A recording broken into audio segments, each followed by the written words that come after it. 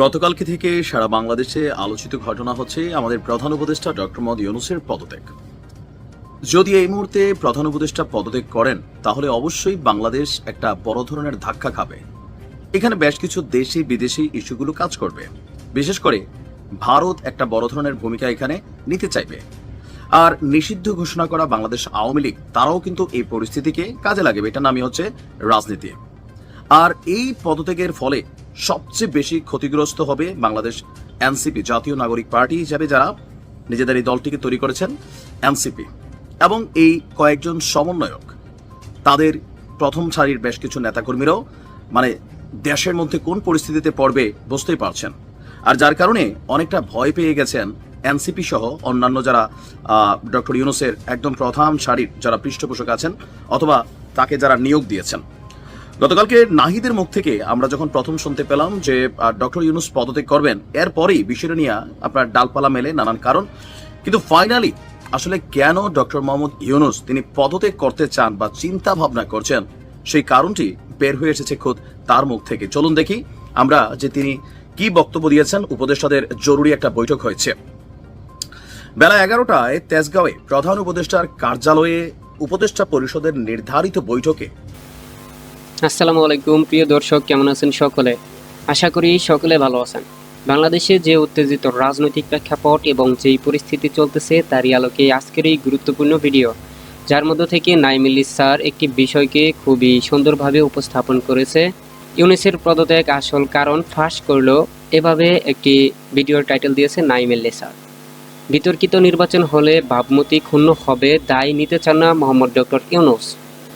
আসন্ন জাতীয় সংসদ নির্বাচন বিতর্কিত হলে নোবেল বিজয়ী হিসেবে ডক্টর ইউনূসের সারা জীবন অর্জিত ভাবমূর্তি ক্ষুণ্ণ হবে, এই দায় নিতে চান না প্রধান উপদেষ্টা প্রফেসর ডক্টর ইউনূস।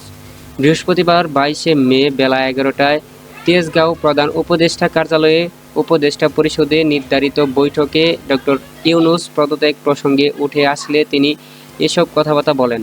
প্রথমে 1 ঘন্টা নিয়মিত উপদেষ্টা পরিষদে নির্ধারিত বৈঠক হয়, এরপর সচিবালয়ে বেরিয়ে যান। উপদেষ্টাদের নিয়ে প্রায় 4 ঘন্টা অনির্ধারিত বৈঠক করে ডক্টর মোহাম্মদ ইউনূস। এরপর বিকেল থেকে এই আলোচনা প্রধান উপদেষ্টার পদত্যাগ গুঞ্জন হিসেবে ডালপালা মেলে। বৈঠকে উপস্থিতি 3 জন উপদেষ্টা, প্রধান উপদেষ্টা, 2 কর্মকর্তা ও ছাত্র নেতা সংবাদ মাধ্যমে এসব তথ্য নিশ্চিত করেছে। আশা করি ভিডিওর শুরুতে ছোট্ট ছোট্ট বিশেষ অংশ দেখে বুঝতে পেরেছেন যে আজকের ভিডিওটা কতটা গুরুত্বপূর্ণ এবং কিভাবে এই দিকটাতে ইঙ্গিত করেছে। তাই বলি, আপনি যদি ভিডিওটি চালু দিয়ে থাকেন অবশ্যই ভিডিওটি না টেনে ভিডিওটি শেষ পর্যন্ত দেখার অনুরোধ রইল। সেই সাথে আপনি যদি আমাদের চ্যানেলে নতুন দর্শক হয়ে থাকেন আর এই ধরনের ভিডিও প্রত্যেক দিন আপনি সবার আগে পেতে চান, তাহলে অবশ্য চ্যানেলটি সাবস্ক্রাইব করে পাশে থাকা বেল আইকনটি অল করে দিন। আর ইতিমধ্যে আপনি যদি সাবস্ক্রাইব করে থাকেন তাহলে আপনাকে অসংখ্য ধন্যবাদ। আমরা কথা না বাড়িয়ে চলে যাব সেই গুরুত্বপূর্ণ কাঙ্ক্ষিত নাঈম ইল্লিস স্যারের বিশ্লেষণ করা সেই ভিডিওটি দেখতে এবং প্রধান উপদেষ্টা ডক্টর মোহাম্মদ ইউনূস উনি কি বলেছে সেই বিষয়গুলোকে দেখতে। আমরা এখন কথা না বাড়িয়ে চলে যাই নিউজ স্ক্রিনে। গতকালকে থেকে সারা বাংলাদেশে আলোচিত ঘটনা হচ্ছে আমাদের প্রধান উপদেষ্টা ডক্টর মোহাম্মদ ইউনূসের পদত্যাগ। যদি এই মুহূর্তে প্রধান উপদেষ্টা পদত্যাগ করেন তাহলে অবশ্যই বাংলাদেশ একটা বড় ধরনের ধাক্কা খাবে। এখানে বেশ কিছু দেশি বিদেশি ইস্যুগুলো কাজ করবে, বিশেষ করে ভারত একটা বড় ধরনের ভূমিকা এখানে নিতে চাইবে। আর নিষিদ্ধ ঘোষণা করা বাংলাদেশ আওয়ামী লীগ তারাও কিন্তু এই পরিস্থিতিকে কাজে লাগাবে। এটার নামই হচ্ছে রাজনীতি।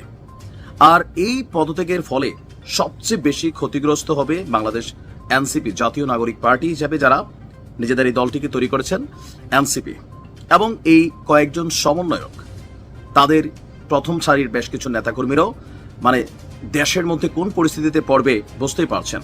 আর যার কারণে অনেকটা ভয় পেয়ে গেছেন এনসিপি সহ অন্যান্য যারা ডক্টর ইউনূসের একদম প্রথম সারির যারা পৃষ্ঠপোষক আছেন অথবা তাকে যারা নিয়োগ দিয়েছেন। গতকালকে নাহিদের মুখ থেকে আমরা যখন প্রথম শুনতে পেলাম যে ডক্টর ইউনূস পদত্যাগ করবেন, এরপরেই বিষয়টা নিয়ে আপনার ডালপালা মেলে নানান কারণ। কিন্তু ফাইনালি আসলে কেন ডক্টর মোহাম্মদ ইউনূস তিনি পদত্যাগ করতে চান বা চিন্তা ভাবনা করছেন, সেই কারণটি বের হয়ে এসেছে খোদ তার মুখ থেকে। চলুন দেখি আমরা যে তিনি কি বক্তব্য দিয়েছেন। উপদেষ্টাদের জরুরি একটা বৈঠক হয়েছে বেলা 11টায় তেজগাঁওয়ে প্রধান উপদেষ্টার কার্যালয়ে উপদেষ্টা পরিষদের নির্ধারিত বৈঠকে ডক্টর ইউনূসের পদত্যাগের প্রসঙ্গ উঠে আসে। প্রথমে 1 ঘন্টা নিয়মিত উপদেষ্টা পরিষদের নির্ধারিত বৈঠক হয়, এরপর সচিবরা বেরিয়ে যান। উপদেষ্টাদের নিয়ে প্রায় 4 ঘন্টা অনির্ধারিত একটা বৈঠক তিনি সেখানে করেন। আলোচনার মূল বিষয়গুলো যেগুলো ছিল যে উপদেষ্টা পরিষদের এই বৈঠকে হতাশা ব্যক্ত করে ডক্টর ইউনূস বলছেন, গণঅভ্যুত্থানের পর শিক্ষার্থী এবং রাজনৈতিক দলের অনুরোধে তিনি দায়িত্ব নিয়েছেন। দলগুলোর সহায়তার প্রতিশ্রুতি দিয়েছিল, কথা দিয়েছিল আগে সংস্কার পরে নির্বাচন, কিন্তু এখন অস্থিরতা তৈরি করছে, মানুষের আশা পূরণ করতে দিচ্ছে না, জনদুর্ভোগ তৈরি করছে, যে কোনো ইস্যুতেই রাস্তা অবরোধ করছে। দুজন উপদেষ্টা জানান, প্রধান উপদেষ্টা বলছেন রাজনৈতিক দল সহ কেউ সরকারকে প্রতিশ্রুত সহযোগিতা করছে না, এভাবে দায়িত্ব পালন করা সম্ভব না। নির্বাচন নিয়ে চাপ তৈরি করা হয়েছে, বিদ্যমান পরিস্থিতিতে সুষ্ঠু নির্বাচনের সম্ভাবনা ক্ষীণ, মানে একদম অল্প। নিয়ন্ত্রিত নির্বাচন হবে, এর দায় তিনি নিতে চান না। তার বক্তব্য তিনি বলছেন যে ডিসেম্বর থেকে জুনের মধ্যে নির্বাচন হবে, এটা তিনি বারবার বলেছেন। জুনের পর একদিনও থাকবেন না, কিন্তু কোথাও যেন একটা অবিশ্বাস রয়ে গেছে। আর বিতর্কিত নির্বাচন হলে তার যে আন্তর্জাতিক ভাবমূর্তি নোবেল জয়ী হিসাবে সেইটা ক্ষুণ্ণ হবে, আর এই দায় তিনি নিতে চান না। এখানে বেশ কিছু জিনিস তিনি সামনে এনেছেন। আগে সংস্কার পরে নির্বাচন, কিন্তু বিএনপি বলছে সংস্কার কতটুকু। ডক্টর ইউনূস বলছেন ছোট প্যাকেজ বড় প্যাকেজ, ছোট প্যাকেজে কি আছে বড় প্যাকেজে কি আছে এটাও তিনি স্পষ্ট করেননি, যেটা নিয়ে বিএনপির ধোঁয়াশা তৈরি হয়েছে। অথবা নির্বাচন ইস্যুটা আগামী জুনে বর্ষাকাল থাকবে, সেই সময় নির্বাচন আদৌ সম্ভব হবে কিনা, অথবা সুস্পষ্ট নির্বাচনী রোডম্যাপ ডক্টর ইউনূসের কাছে যখন তারা দাবি করেছে তিনি সেইটাও দেননি, বিএনপির দাবি। অপরদিকে মেয়র ইশরাকের এই পদ নিয়ে রাজনৈতিকভাবে বিষয়টা যখন আদালত বনাম ইশরাক হওয়ার কথা, সেখানে সরকারের উপদেষ্টা আসিফ, তাদের রাজনৈতিক দল এনসিপি এটাকে নিয়ে যেভাবে ধরেন পানি ঘোলা করছে, তো সেই জায়গাতেও এই সরকারের অধীনে জাতীয় নির্বাচন কতটা সুষ্ঠু হবে এই প্রশ্ন কিন্তু তুলে ফেলেছে বিএনপি। যে একটা মেয়র পদ যেটা আদালত থেকে স্বীকৃত, সেইটার স্বীকৃতি দিতেই যদি এত কিছু হয়, তাহলে পরবর্তী সময় কি ঘটবে। অপরদিকে আন্দোলনের মাধ্যমে গড়ে ওঠা এই সরকারের সময় সবাই ভাবছে যে রাজপথ অবরোধ না করলে কোনো ফল পাওয়া যায় না। আবার একটা নির্দেশনা থাকার তারপরেও এনসিপি সরকারের প্রধান পৃষ্ঠপোষককারী দল, তারা নিজেরাই যখন আইন ভেঙে যমুনার সামনে উপস্থিত হয়, তখন স্বাভাবিকভাবে অন্যান্য রাজনৈতিক দলগুলো তারাও মনে করে ইভেন এই সরকারের মধ্যে তো দ্বিচারিতা আছে আন্দোলনগুলোকে কেন্দ্র করে, কখনো ঠান্ডা কখনো ডান্ডা, পৃষ্ঠপোষকতা বিভিন্ন জায়গা থেকে করা হয়। তো এরকম নানান জিনিস ডক্টর মোহাম্মদ ইউনূস তিনি ক্ষমতায় বসার পর থেকে ছোটখাটো অনেক কিছুকে তিনি হয়তো বুঝতে পারেননি, অথবা এনসিপির প্রতি ওনার ভালোবাসার অন্য জায়গা ছিল। ইভেন তিনি যখন নিজের মুখ থেকে বারবার বলেন যে এনসিপি তৈরির পিছনে বা এনসিপিদেরকে তিনি উদ্বুদ্ধ করেছেন রাজনৈতিক দল করতে, তারা বলছে তারা পাশ করবে না, তিনি বলছেন তোমরা নামো। তো সেখান থেকে যে কোনো রাজনৈতিক দল যারা ক্ষমতার দিকে ধাবিত হবে, তারা এই সরকারের প্রতি অনাস্থা প্রকাশ করবে, এটা যে কোনো কেউই হবে। যেখানে সাধারণ একটা ইশরাকের মেয়র পদকে কেন্দ্র করে ইসির প্রতি অনাস্থা তৈরি হয়ে যায় এনসিপির, ইসিকে মানে কি বলা হয় যে করার জন্য কি বলা হয় যে আপনার মানে বিক্ষোভ করার জন্য সেখানের গেটের মধ্যে ঢুকার চেষ্টা করা হয়, তাহলে বুঝতে হবে ডক্টর মোহাম্মদ ইউনূস ওনার যে শিষ্যরা আছেন এনসিপি, উনি তাদেরকে বা কতটুকু কন্ট্রোল করতে পারছেন, যার কারণে রাস্তায় রাস্তায় অবরোধ হচ্ছে। সাধারণ মানুষ যথেষ্ট বিরক্ত, যথেষ্ট। আপনার মব ভায়োলেন্স, যেখানে মব ভায়োলেন্স হচ্ছে সেখানে সরকার কি ভূমিকা রাখছে। লাস্ট কয়েকটা ঘটনা আমরা দেখছি যে আইন শৃঙ্খলা বাহিনী নেড়ে চেড়ে বসছে, অনেক ঘটনা যেগুলো এই সরকারের প্রতি অনাস্থা তৈরি করে ফেলেছে, এবং এনসিপির প্রতি তো করছেই। আপনাদের খেয়াল থাকার কথা 5ই আগস্টের পর বন্যার সময় এই এনসিপির নেতাদের হাতে বাংলাদেশের মানুষ কিভাবে টাকা তুলে দিছে, কিন্তু সেই টাকার সুষ্ঠু বন্টন আদৌ কি হয়েছে? আমি তো কুমিল্লার ছেলে, আমার এলাকায় এনসিপির কি মাল গেছে ভাই? রাস্তাটাই ঠিক হয় নাই, হাঁটু সমান গর্ত। কি করছেন? বিএনপি বলছে আপনি সংস্কার করছেন, কিন্তু কিসের সংস্কার করছেন, কি সংস্কার করছেন, কোনোটাই দৃশ্যমান নয়। আবার এই সংস্কার নিয়েও আছে নানান বিতর্ক। তো সবকিছু মিলিয়ে ডক্টর মোহাম্মদ ইউনূস নিজেও অনেক কিছুর জন্য দায়ী, আবার এনসিপি অনেক কিছুর জন্য দায়ী, বিএনপিও অনেক কিছুর জন্য দায়ী। আর এই মুহূর্তে আসলেই সুষ্ঠু নির্বাচন করা ডক্টর মোহাম্মদ ইউনূসের সরকারের পক্ষে সম্ভব না, এটা কিন্তু সত্যি। বিতর্কিত হবে, যেখানে তিনি বলছেন সারা পৃথিবী তাকাই থাকবে তিনি একটা নির্বাচন দিবেন, এরকম নানান টেনশন, স্ট্রেস।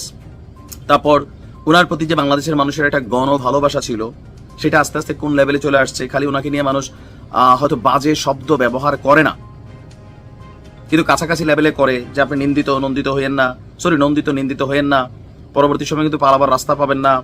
মানে একটু সম্মান দিয়া পরে ঘুরে পেঁচে অনেকগুলা কথা কিন্তু ওনাকে বলে, বোঝে না এমনি উনি সারা পৃথিবীতে মানে ভাইজা খাইছে, নোবেল পাইছে, সবই বোঝেন তিনি।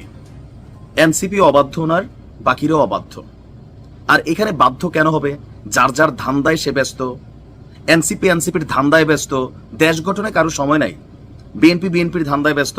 ডক্টর ইউনূসও নিজের গ্রামীণ ব্যাংক, নিজের এনবিআর এর মামলা, তারপর হচ্ছে যে সেই 616 কোটি টাকা, ইউনিভার্সিটির একটা লাইসেন্স, অনেক কিছু তিনিও তো আলহামদুলিল্লাহ মোটামুটি অনেক নিজের গুলোও তিনি পাইছেন। এটা কিন্তু বাস্তব ভাই, এগুলা শুনতে যেমনই লাগুক। দেশের মানুষ কি পাইছে? এরপরে যে গত কয়েক মাসে বেকারত্ব, এই যে স্ট্রেস, এটা তিনি পাচ্ছেন, সামনে আসার আলো দেখতে পাচ্ছেন না। সেই জায়গা থেকে তিনি ভাবছেন যে বাবা মান সম্মানটা থাকতে আমি সরে যাই। আবার হতে পারে কেউ কেউ বলছেন এটা একটা সিম্পেথেটিক্যাল ইস্যু হিসেবে কাজ করে যাবে।